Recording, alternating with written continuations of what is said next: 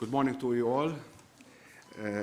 Excellency, Merus Collier Prega, Professor Vella, Rector of the University, Vice President Suika, obviously we are following you virtually. Ladies and gentlemen, first of all, allow me first to welcome you all to the Maltese Parliament, including those, of course, who are joining us virtually. I think, I speak for most of us, that when I say that although I miss those times when we could hold such events physically, we are nonetheless, I would say, lucky and privileged to have the technology to replace these events, and I would say supplement them to make sure that important work, such as this meeting, which we are going to discuss today, can still be taken forward effectively, even in these circumstances. It was only a few months ago when the Maltese Parliament also hosted, as you know, Your Excellency, when we launched the Malta Wellbeing Index project. And in December last year, I did express myself strongly and with enthusiasm, I would say, in the project being launched under the auspices of the Malta Foundation of the Wellbeing Society and in collaboration also with the University of Malta. My enthusiasm stemmed not only from the fact that I believe that the Parliament of Malta, as the highest institution of the land representing our citizens, is the natural place, I would say, is the obvious natural place where such projects should be launched and promoted, but also, and I emphasize also, from the fact that our institution has an excellent record of collaboration with the academic community. So I truly believe that such cooperation, as we are doing today, benefits both the academic community in what they can draw from the knowledge, experiences of the elected representative of the citizens, and our members, in that they can base the decisions, and this is imperative and very important, the decisions that are taken here in Parliament should be based on hard scientific facts and research when they legislate and, of course, set policies. Unfortunately, the experience of the COVID-19 pandemic remained with us as I would say, as a perfect illustration of the need to first and foremost base our decisions on scientific facts and data, and not on political consideration, but on scientific data, facts, and doing otherwise would be reckless, I would say, and I would add also irresponsible. So with regards to the findings of the project itself, I will of course leave that to the experts. I'm seeing here Dr. Marie Briguglio and of course the rest of the Malta Wellbeing Index team and other distinguished guests. And what indications have already emerged from the first study, and also what is the next phase of the project, which will entail. Of course, we have also remarks from the World Bank. I'm sure that they are following us, and also from the London School of Economics, and also the local director, I met him of the NSO, and other distinguished. Before giving the floor to you, Your Excellency, I would like to to emphasize the fact, the call that I made last December during the launch phase of the project. That is, for the project team to rope in our members, or members of Parliament, and the parliamentary committees in both presenting your aims and your findings, but also in listening to the concerns of our citizens through the elected representatives. Thank you very much. Now I introduce Your Excellency. Thank you, Mr. Speaker, and we really must thank you for giving this project, the Malta Wellbeing Index, such importance by hosting us for the second time at Parliament House to announce some insights from the analysis of the EU survey on income and living conditions. These are just initial indicators at this very preliminary phase of the project, which we believe that it would be beneficial to be shared with the general public. Your interest, Mr. Speaker, is very encouraging, as you represent the highest institution of our country, and you are best placed to advocate for the necessary change for our policymakers to look beyond the GDP to measure the situation of our families, our children, young people, the elderly, and our society in general. I would also like to thank Professor Alfred Vella, Director of the University of Malta. Thank you, Professor Vella, for your continuous support and for your avant-garde outlook to new projects that touch the very social fabric of the people living in this country. I also would like to congratulate Professor Vella for taking the University of Malta outside its precincts to share its expertise and its academic preparedness for the benefit of the diverse communities living on our islands. From the very outset, the Malta Foundation for the Wellbeing of Society has considered the University of Malta most valued partner. I commend Professor Vella for opening the doors, so to speak, of the university wide open for many important research studies for us to provide evidence-based advocacy. And now I would like also to thank Mr. Etienne Grech, Director of the National Office of Statistics, for his invaluable collaboration with the Malta Foundation for the Wellbeing of Society to bring to fruition this important project for Malta. Back in 2018, the Malta Foundation for the Wellbeing of Society entered into an agreement with the National Statistics Office to field particular inputs within the EU SILC regarding well-being. And today, we will be announcing some preliminary insights which will compel us to continue working enthusiastically for the development of a well-being index for Malta. I must also thank Dr. Mare Briguglio, the principal investigator of this project, a reputed economist, academic and practitioner, who is also a member of the Board of Administrators of the Foundation, with whom I share this dream of seeing our country grow not only from an economic perspective, but also grow sustainably by investing in the well-being of our people, and in particular of our children. I must admit that we have shared this dream for a long time, and now, thanks to her passion and intellectual ability, we have not only started, but also moving in the right direction. My heartfelt thanks also goes to Daniel Gravino and Melchior Vella, two other brilliant young economists who are as enthusiastic on the project as we are.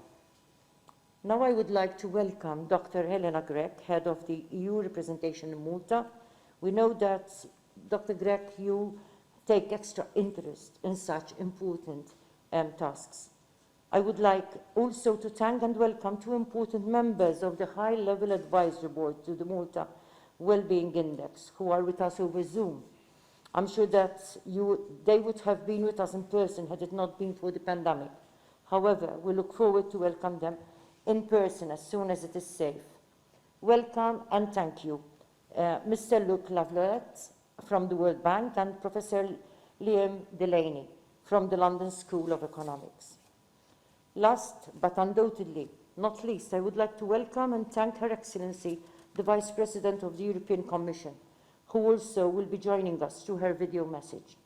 I am honored to welcome Vice President Madame Dubravka Suica, whose commitment to the well-being of our European societies inspire me greatly.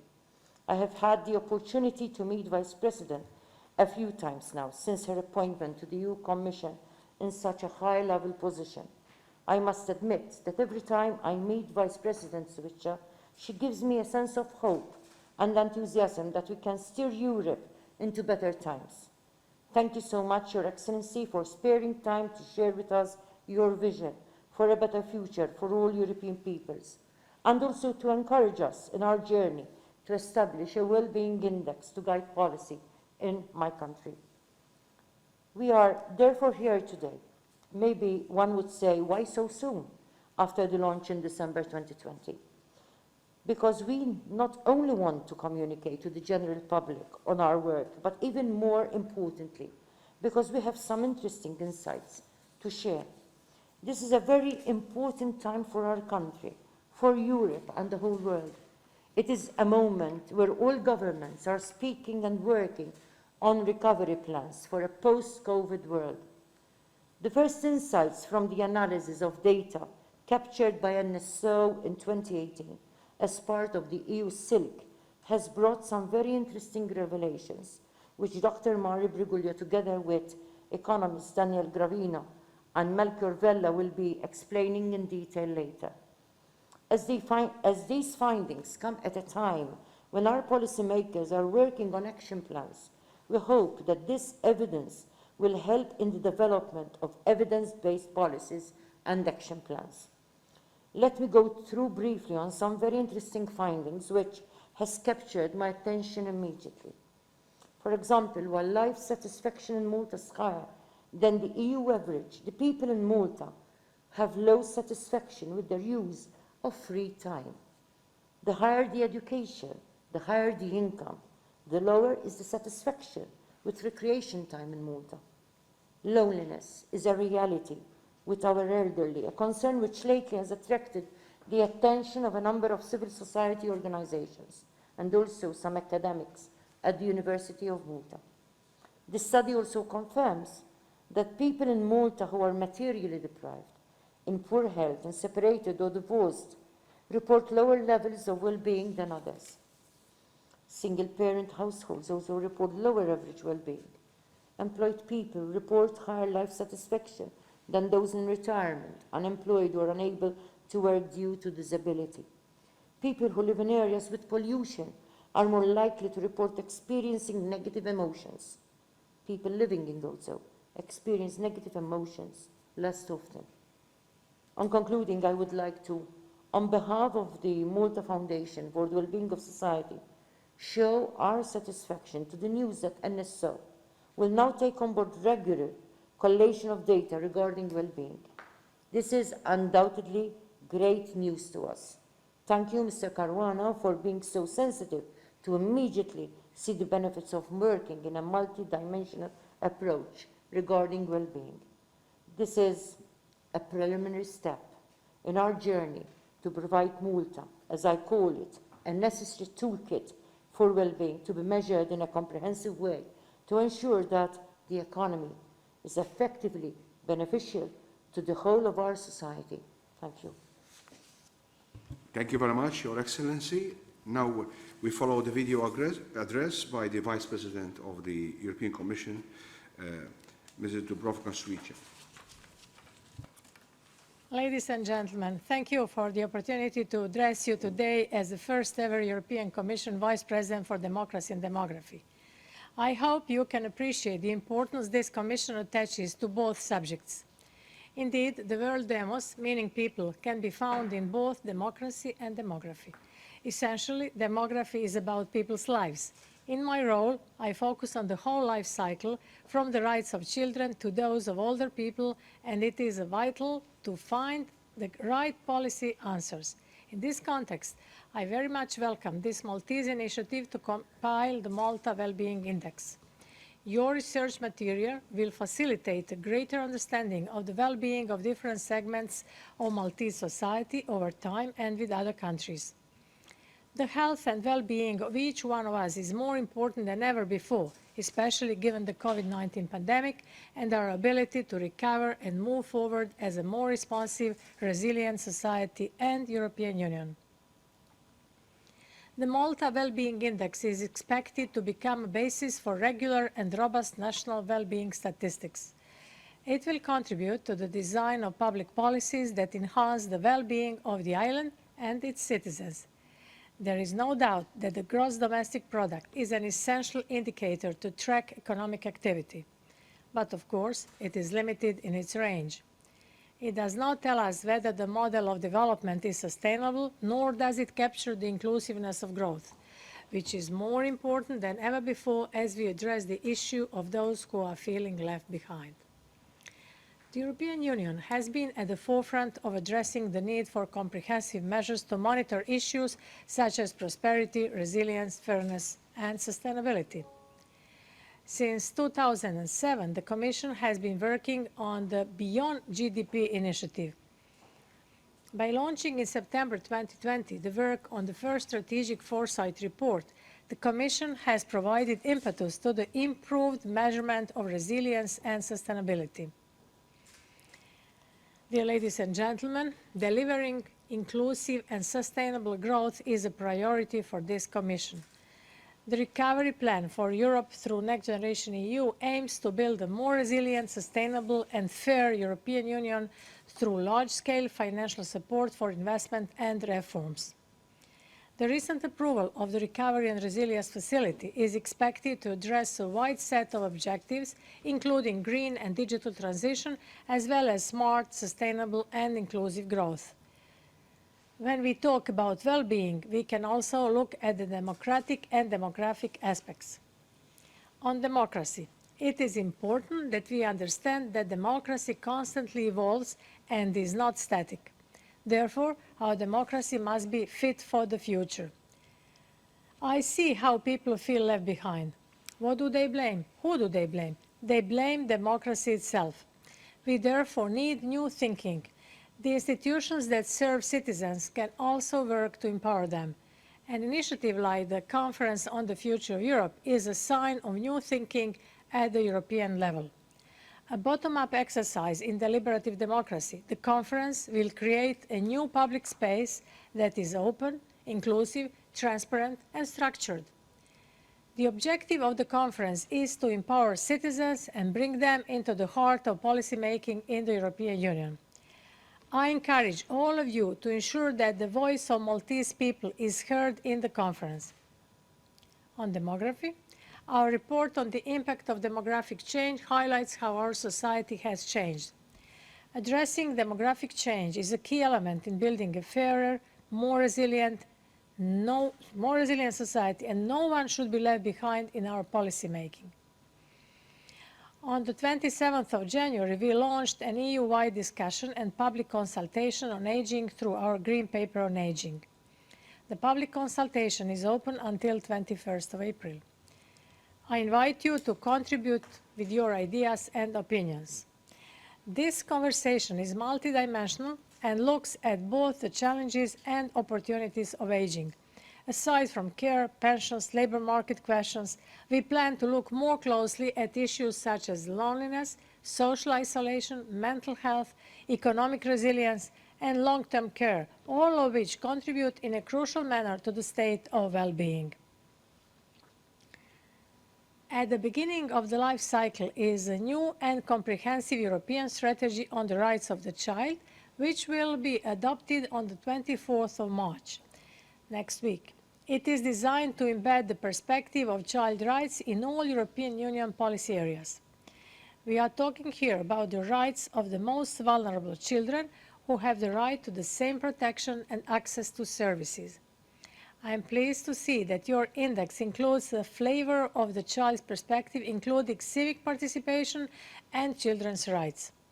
It should not surprise me, since I am working very closely with President Emerita Marie-Louise Colliero, who is one of the drivers of today's event in her role as President of Eurochild. I invite you to give Maltese children a voice in the Conference on the Future of Europe. Ladies and gentlemen, we must remember that people's lives are at the heart of our policy making. I firmly believe that indexes like Maltese Wellbeing Index can contribute to making more responsive, more robust policy making for citizens. We work, after all, for them. Thank you, and I wish you a successful launch. Thank you, Vice President of the European Commission, Dubravka Suicia. Now we move on, and I call Dr. Marie Bergoglio, the Principal Investigator of the Wellbeing Index project at the University of Malta, to make her presentation. Thank you. Good morning, everybody, and thank you for joining us. I will jump right in to share with you the initial findings from the first study of the Wellbeing Index project. We are looking at insights from the analysis of EU SILC data collected by the National Statistics Office of Malta. And I'm presenting also on behalf of my two co-authors, Dr. Daniel Gravino and Dr. Melchior Vella. I'll start with some background, just a little bit, and some indications of the method we used. First of all, the project itself. The project foresees the collation of indicators based on a review of international indicators, culminating in a dashboard of objective data which will shed light on let us say, the kind of situations that would objectively lead to well-being in a country. That's not what I'm presenting here today.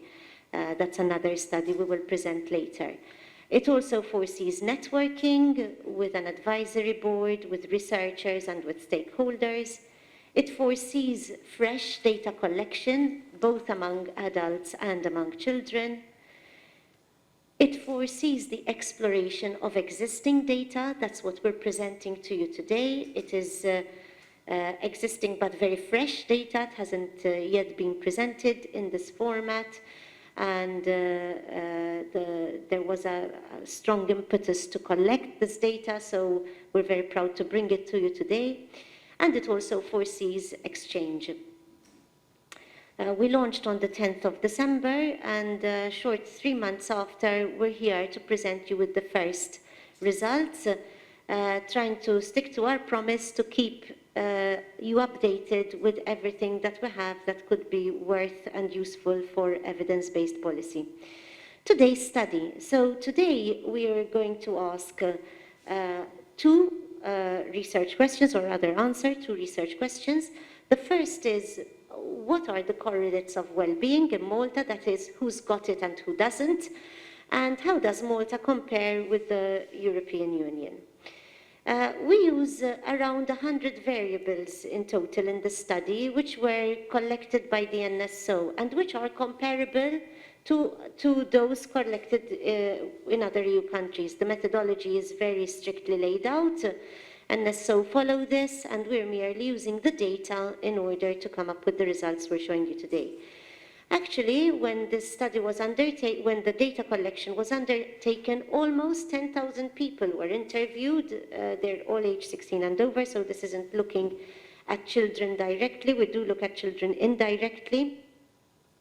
And there were a large number of households surveyed. So from a research perspective, this is an excellent sample. It's also representative. In 2018-19, the data collection included well-being questions, and quite a few of them. And those are what we're going to be analyzing today, relative to the demographics which were also collected. I'll start by giving you a little bit of an insight of how Malta compares to the European Union. At the same time, we will familiarize ourselves with the questions that indicate well-being. So there are these 5 satisfaction questions which people were asked. They were asked about their overall life satisfaction, their satisfaction with their job, with time use, with their financial situation, and with personal relationships. Now, the red bar indicates Malta, the grey bar indicates the European Union average. Instantly, some insights come to mind. The first is that overall life satisfaction in Malta emerges at 7.5, which is very similar to what emerges from several other studies conducted in Malta. That's the one over there with the black arrow. The second interesting insight is that Malta does a little bit better than the European average in all domains, except when it comes to satisfaction with time use. I thought it might be interesting to hear how this question was asked to Maltese people in Maltese, so I reproduce it down there. Sodisfazzjon ġenerali bil-mod kif tgħaddi l-ħin l-ammont ta' ħin liberu. So this satisfaction with time use is the one where we score lowest and the only one where we score lower than our EU counterparts. And that's indicated over there. The suite of questions intended to capture well-being also asked people how they felt.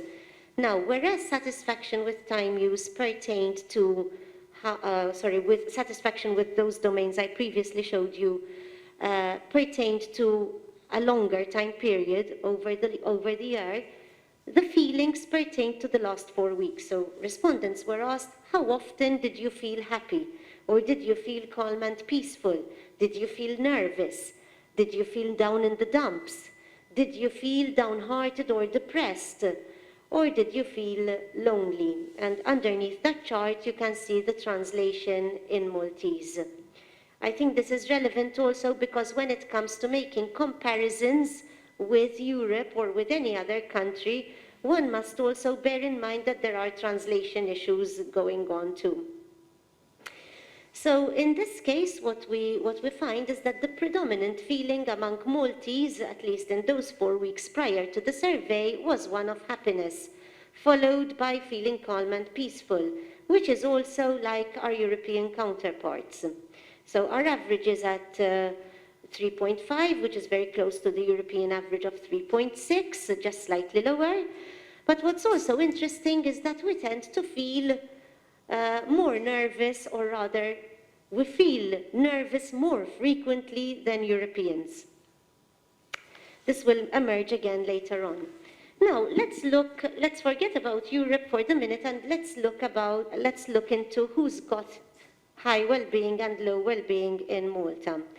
We start with material deprivation, okay, poverty. So material deprivation is defined as having or lacking 3 or more basic goods. I believe there will be some redefinition of this parameter in future, but right now this is what we're working with. And by this metric, about 8.5% of the Maltese are materially deprived.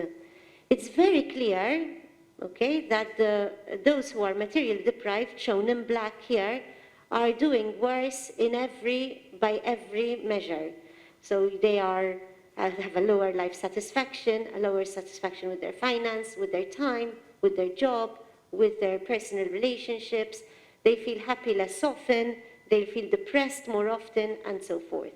So clearly, income at this low level, where we're talking of material deprivation, is a core issue for well-being. When we then look at income quantiles, which is a more sophisticated measure, we're looking not just at poverty, but at all income levels, we find that at high income, as you get higher and higher, things kind of even out. It doesn't matter so much how much more income you have, to the extent that actually time satisfaction starts to dip with a high level of income. Then we look at health, the second most obvious metric when we think of well-being, and the data is very clear that health correlates positively with well-being in whichever way you define it. So for people with very bad health, in fact, if I project this black arrow, you can see that's at the 5 mark, okay? So for people with very bad health, they're even reporting satisfaction levels below 5, which we can call dissatisfaction, basically. Another interesting finding from the health statistics is that what really matters is that you have at least fair health. Going from fair to good to very good health doesn't make that much of a difference, but going from bad to fair health really creates a difference in your well-being. Then we looked at status. So here we're looking at whether people are employed, students, unemployed, and so forth. Unemployed people, I'm just projecting life satisfaction here because otherwise there's too much information. Unemployed people, as expected, have lower life satisfaction. Also, people who are unemployed due to disability have even lower. A word of caution here that the number of people who actually report in this category is very small, it's 1%. And so figures of this nature really have to be interpreted with caution. This said, the dip is pretty high. And so it at least merits that we look into it from a policy perspective. So these people, the unemployed and unemployed due to disability, not only report lower life satisfaction, but they also report worse emotions. So they feel happy less often, they tend to report loneliness more often, and so forth. So the last chart there, you will see a big spike in loneliness among the disabled. Now we look at marital status, and here we've got single, married, separated, and divorced or widowed by way of categories. The key finding that I'd like to report is that being separated and divorced is associated with a lower life satisfaction and with worse emotions, except when it comes to satisfaction with job. There's no difference there. Persons who are single, we're not talking about separated and divorced or widowed, persons who are single don't really report that much difference in most of the domains from people who are married. And married people tend to do better when it comes to, or to report doing better when it comes to financial situation. It's worth noting also that people who are widowed report higher levels of satisfaction with time use, so these are the ones most likely not working, and however they do report higher levels of loneliness. Okay, so we're getting a picture here emerging that people at work are less likely to be satisfied with their time, and pensioners are more likely to be satisfied with their time, but also more likely to be feeling lonely. We can get a little bit of insight about what's going on in the children's world. Here we categorize the vast amount of data that there is into four: households with no children at all, households with children, households with no children that are older households, 65 plus, single parent households, and households with children and 2 adults. And what we see here is that single-parent households with children under 18 tend to report lower levels of life satisfaction. Do you see that dip there where the arrow is? And also lower satisfaction with time use.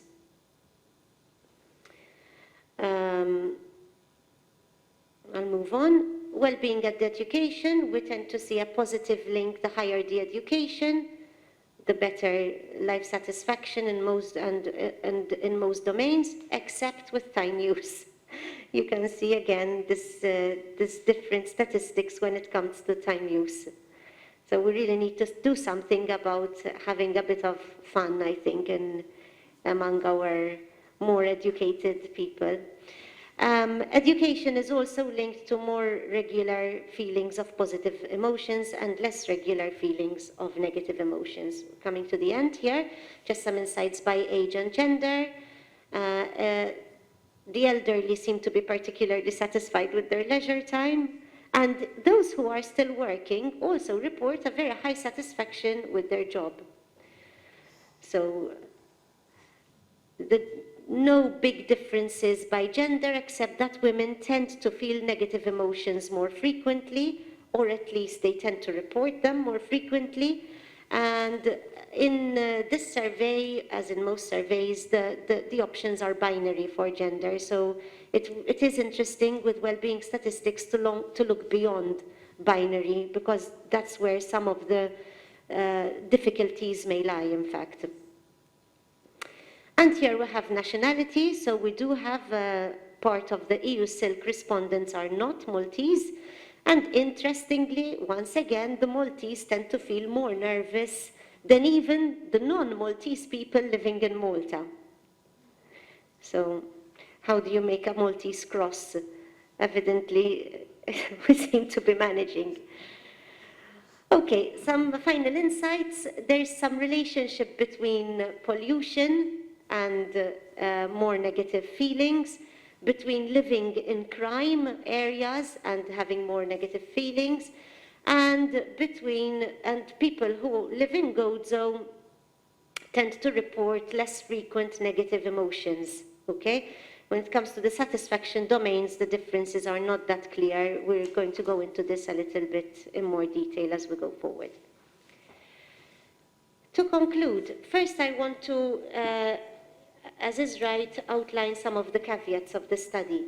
As you will have noticed, we're dealing with interviewees who are age 16 and over, so this isn't the place in the project where we will make the largest contribution about children. As you will also notice, I merely presented first-level correlations, so I haven't, attributed causality here. I didn't say this makes you happy or this makes you unhappy. I said these people tend to be, okay? So to make it clear, we can say that happy people are doing well, or doing well makes you happy. We haven't disentangled those two. We've just presented the photo of how things stand. When it comes to comparing Malta with the European Union, we really have to exercise some caution because the timing of the interviews may have been different, translation, not just translation of the words, but interpretation of the question. Different cultures tend to prefer, being more coy about how happy they're feeling and so forth. Although we have quite a few questions on well-being, it's still ultimately a self-assessed metric. We have 11 questions which we've used. There are plenty of other definitions and metrics of well-being. We're missing some key determinants which affect well-being. It wasn't the scope of the EU SILC, but it's good for us to remember that well-being also depends on personality, on other gender issues we haven't explored here, on cultural engagement, on social engagement, and so forth. We haven't explored any of that, so we're really looking at demographics here. And further to this, we will synthesize these indicators into what is called a factor, or some kind of an index, so that we don't have to think of 11 variables all the time, and construct a model. From this model, we will be able to predict well-being. And also, please remember that this study is complemented by 4 other studies as part of the Wellbeing Index project. By way of conclusion, and I'll cede the floor, how does Malta compare? I would say similar to EU averages, slightly higher in most areas, but lower, we're not doing so well when it comes to satisfaction with time, use, and leisure. What are the correlates of well-being in Malta? Once again, seems clear that abject poverty, poor health, certain living conditions, status, and other demographics, things we would expect, but we now have quite a clearer picture of where we need to take action.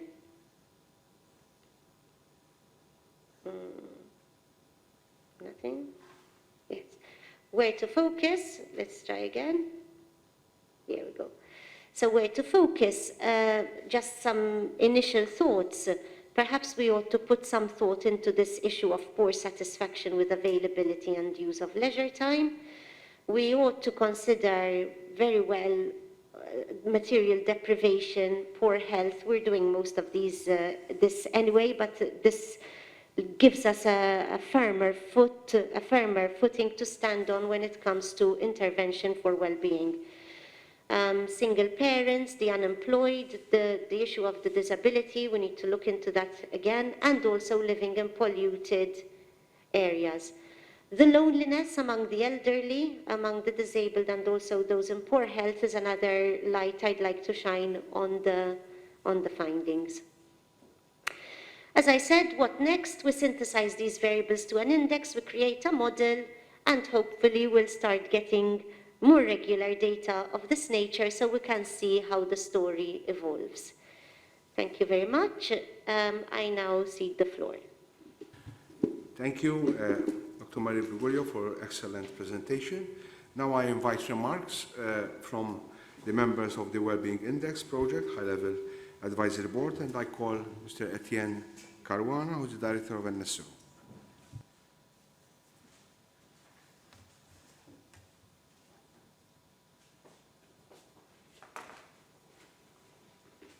Thank you. First of all, I would like to congratulate the Foundation, and especially Dr. Virgulio and her team for this excellent work. It is always a pleasure for NSO to collaborate with experienced researchers like Dr. Brigulio, because this kind of work helps make our work more relevant among stakeholders, and most importantly, it maximizes the use of our surveys, which are rather costly. This research is based on EU-SILC, and as you know, EU-SILC is a very costly survey. The advantage of using EU-SILC, in fact, being costly, obviously, it's based on a large sample. We have 4,500 households and over 10,000 respondents every year. A big advantage of EU-SILC is that it is a panel survey. That is, every single household contacted in EU-SILC is contacted for 4 consecutive years. So it allows us as well for longitudinal analysis. So basically, it allows for robust analysis, so by which we can see how the situation in every household is changing for a maximum period of 4 years. And obviously, the most important thing is that this is a harmonized survey. So basically, all the information which we publish from EU-SILC can be compared with all other EU countries. Incidentally, this research is based on an ad hoc survey, ad hoc module survey, which was based on EU-SILC of 2018. And the survey was also based on an EU regulation. So basically, this information is available in all countries. So this is why we can compare our performance, the performance, Malta's performance, with all the other countries. Unfortunately, this ad hoc survey is introduced in SILC every 6 years. However, we have made an agreement with the foundation that will be collecting this information in Malta every year for the next 5 years. The disadvantage is that in the next years it will not be available in all the countries because it will not be regulated. However, it will allow us, at least at the national level, to analyze the consistency of all the, especially of the correlates which will emerge from this research. Another advantage of EU-SILC, obviously, that apart from the typical variables that we collect, that we expect from SILC, like for example, disposable income and material deprivation, there are also other variables like health, childcare, work intensity, and many detailed demographic variables. I would expect that Dr. Brigulio is already analyzing at the moment. Now, as regards to the way forward, obviously, EU-SILC is not the only available source, even as regards to household surveys. In fact, there are many other household surveys which we can explore to collect or even produce secondary or supporting indicators. A typical example, for example, is the labor force survey. That is a survey based on 20,000 readings every year. At the moment, we are collaborating with the health information. We're working on another health interview survey. It's a dedicated survey literally on health. There is another survey on wealth, which is conducted by the central bank.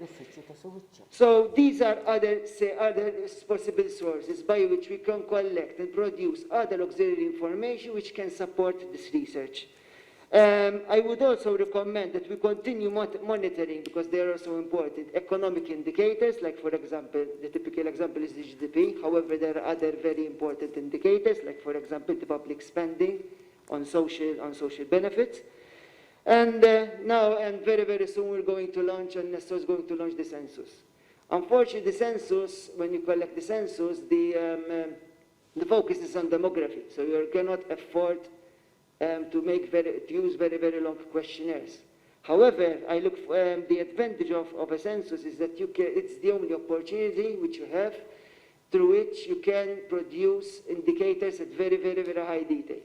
So hopefully from the census we'll be able to produce supporting indicators which can even support this research.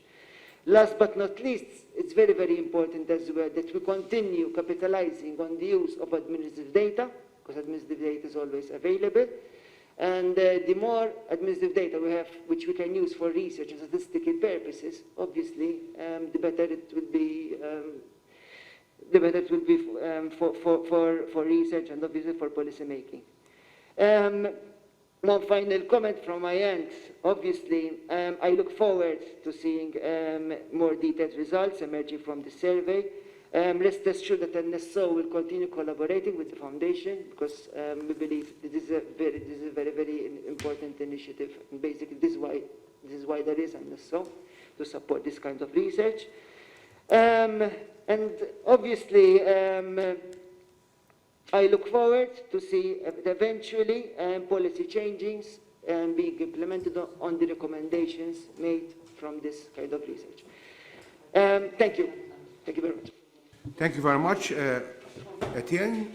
Now I invite via Zoom Mr. Luc Lavoie from the World Bank.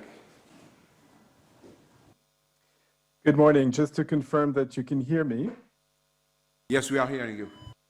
Great. Thank you very much. It's really a pleasure to be here, or to be here virtually with you this morning. I look forward to the day when this pandemic is over and we can be in person in the same room. I'm really pleased on behalf of the World Bank to have been invited by the Malta Foundation for Wellbeing of Society and the University of Malta to be a member of this advisory committee, and particularly to participate in this event today.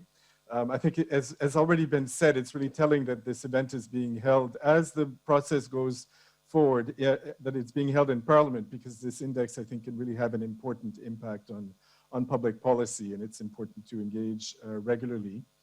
At the World Bank, our mission is to end extreme poverty and to promote shared prosperity, and so this type of, and we're very focused on data, as you all know, so this type of index is of great interest, and I hope we can contribute to developing it. I'd just like to structure my remark around 4 brief points.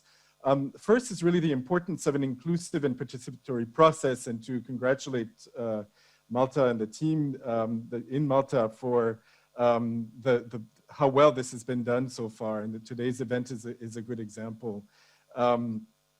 In the experience of other countries, and that have an index, a well-being index already, such as Canada, which is the country that I am from, has shown that having this sort of participatory process from the beginning is really important. It really enables the vision and the aspirations of society to be measured. What well-being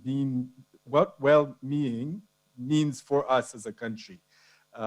There's some, most elements are common across countries, but some are more subjective and cultural specific. And so it's important that I understand that Malta has gone through quite an extensive participatory process already, with wide-ranging consultations from the beginning, and today's event is just a very good example of that. A second point relates to the relationship with GDP, which has already been mentioned, so I won't go through it. But it's, GDP is an indicator that to which we pay a lot of attention at the World Bank, of course, but we see a well-being index as being really a good partner indicator to GDP, because GDP doesn't fully explain how economic growth translates into quality of life, which is really important. Again, if I come back to the example from Canada, we've seen from 1994 to 2014 a GDP growth of 38%, but at the same period, the well-being index only rose by about 10%.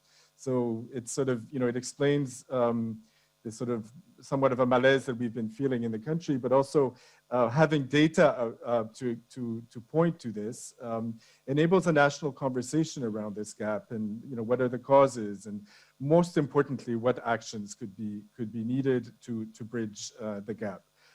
My third point relates to the determinants, or to the associations, and as has been explained, what was discussed today really are associations and not yet causalities. And we've heard about some key determinants or associations with well-being in Malta, with poverty, health, employment status. We are also seeing in a number of countries that while well-being itself is a laudable objective and really should be an important focus, it's also a very important determinant to social outcomes in areas such as health, education, poverty reduction, and unemployment, and often actually not very or sufficiently understood or sufficiently valued or taken into account, and therefore progress on social outcomes such as education actually can be, I think, held back because insufficient attention is paid to well-being. So just as an example, the World Bank developed what we call the Human Capital Index, which is the amount of human capital that a child that is born today can expect to attain by age 18. And we would all aim to have a value of 1, so of let's say of 100%. The value for Malta is 0.71, so about 71% if you want, in 2020. Which is only a slight increase from 10 years before. So it's been fairly flat. And actually what's been the main gap that's been holding it back has been the education of children, the learning. If we dig a little bit deeper, while children are in school, they're spending on average 13.4 years in school. There are serious gaps in learning because a third of 10-year-olds cannot read or understand a simple text by the end of primary school. And the reason I'm pointing to this is because we know that the well-being, what happens in the household, so the well-being of the household, of the child herself, but also of the teachers really, really matters for this learning environment. So it's just one of the examples, one example of how not paying attention to well-being can actually really hold back your social outcomes and affect the efficiency of your investments or expenditures in social programs. And then the fourth and final point relates to communication, planning, and action. We, with this Human Capital Index globally, and many countries are using it, we're finding that the countries that benefit the most are the ones, obviously, that use it, that integrate it into their national policies and plans, or integrate data more broadly into plans, and use data to create accountability with citizens. And it's been very exciting to see how this process, this press event today, but also the process from the beginning in Malta has really been, has had a communication strategy around it, engaging with civil society groups, but making sure that this index and the data behind it becomes publicly available so that civil society groups, the media, etc., can engage around it. Other countries that have developed these indexes have done that, and it really it becomes very useful. So thank you very much again for inviting me to be part of the advisory committee, but also to this event today. Thank you very much, Mr. Luc Lavoisier. Thank you very much for your presentation. And now I call Professor Liam Delaney from the London School of Economics. Thank you, Mr. Speaker, Your Excellency, and others. I'm very honoured to be here today. I've worked with colleagues in Malta for many years, and I've been fortunate enough to visit Malta on many occasions, personally and professionally. What Malta and what the Foundation is doing with this project is very timely, very visionary.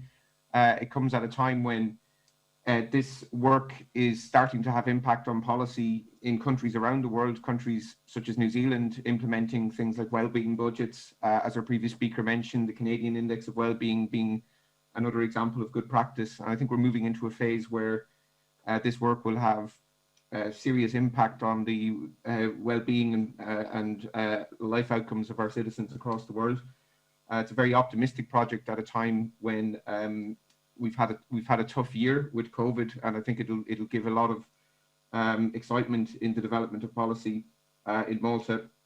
It's a very impressive project, and I echo the remarks of the previous speakers that having it embedded in public policy is particularly important. This isn't an academic exercise. It must be something that's embedded in your parliament and have the acceptance of your citizens, and something that's used to hold the political system accountable for the well-being of its citizens. And I think the way that you're going about it is particularly impressive.